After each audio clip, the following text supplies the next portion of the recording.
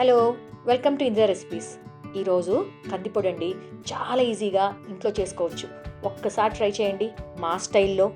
మనం ఇప్పుడు కందిపొడికి కావాల్సిన పదార్థాలు చూద్దామా? మీరు ముందుగా ఒక కప్పు కానీ ఒక గిన్నె కానీ కొలతకు తీసుకోండి. ఒక కప్పు కందిపప్పు అయితే అరకప్పు పచ్చిశనగపప్పు, అరకప్పు పెసరపప్పు, అరకప్పు మినప్పప్పు, 1 టీ స్పూన్ వరకు జీలకర్ర, మీ రుచికి తగినట్టు ఉప్పు, కొంచెం చింతపండు, ఒక 4-5 వెల్లుల్లి రెబ్బలు. ఒకవేళ మీకు వెల్లుల్లి ఇష్టం లేకపోతే కొంచెం ఇంగు వేసుకోండి దాని ప్లేస్లో. ఒక 10-12 ఎండుమిర్చి మీ కారాన్ని బట్టి.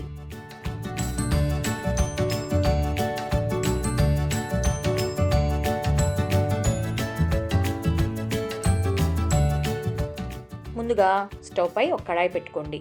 అది బాగా వేడైన తర్వాత ఫ్లేమ్ని మీడియంలోకి పెట్టుకొని ఇప్పుడు దాంట్లోకి ముందుగా కందిపప్పు వేసుకోండి. మీడియం ఫ్లేమ్లో మంచి రంగు వచ్చేటట్టు దోరగా వేపుకోండి. ఇలా దోరగా వేగిన కందిపప్పుని ఒక ప్లేట్లోకి తీసుకొని పక్కనకు పెట్టుకోండి. మళ్ళీ ఇప్పుడు అదే కడాయిలో మినపప్పు కూడా వేసుకొని మీడియం ఫ్లేమ్లో మంచి రంగు వచ్చేటట్టు దోరగా వేపుకోండి. ఇలా వేగిన మినపప్పును కూడా పక్కన పెట్టుకోండి. అదే కడాయిలోకి ఇప్పుడు పెసరపప్పు వేసుకొని వీటిని కూడా మీడియం ఫ్లేమ్లో మంచి రంగు వచ్చేటట్టు దోరగా వేపుకోండి. వేగిన తర్వాత వీటిని కూడా తీసి పక్కన పెట్టుకోండి. ఇప్పుడు అదే కడాయిలోకి పచ్చిశనగపప్పు కూడా వేసుకొని వాటిని కూడా మంచి రంగు వచ్చేలాగా మీడియం ఫ్లేమ్లో వేపుకోండి. బాగా వేగిన పచ్చిశనగపప్పును కూడా తీసి పక్కన పెట్టుకోండి. ఒక్క విషయం అండి, పప్పులు మాడిపోకుండా చూసుకోండి.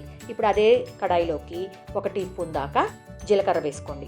దాన్ని కూడా మంచిగా వేపుకోండి. ఇప్పుడు అదే కడాయిలోకి ఎండుమిర్చిని కూడా వేసుకోండి. వీటిని కూడా మంచిగా వేపుకోండి మాడిపోకుండా. వేగిన ఎండుమిరపకాయలను కూడా తీసుకొని పక్కకు పెట్టుకోండి. మనం వేపుకున్న పప్పులన్నింటినీ చల్లారి పెట్టుకోండి. తర్వాత ఒక మిక్సీ జార్లోకి ఎండుమిరపకాయలు,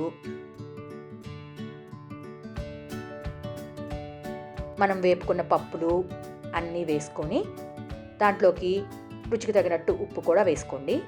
ఇప్పుడు కొంచెం చింతపండు కూడా వేసుకొని ఈ పప్పులన్నింటినీ మిక్సీ పట్టుకోండి. ఒక్కసారి ఈ పొడిని పైకి కిందకి కలుపుకొని ఇప్పుడు దీంట్లోకి వెల్లుల్లిపాయ రెబ్బలు వేసుకోండి. మళ్ళీ మిక్సీ పట్టుకోండి. ముందే వెల్లుల్లిపాయ రెబ్బలు వేసుకుంటే పొడి ఉండగట్టినట్టు అవుతుందండి. అందుకని చివరిగా వేసి మిక్సీ పట్టుకున్నాం. అంతేనండి, చాలా ఈజీ కదా. వేడి వేడి అన్నంలో ఆవకాయ వేసుకొని ఈ కందిపొడి వేసుకొని నెయ్యి వేసుకొని తిని చూడండి ఎంత బాగుంటుందో.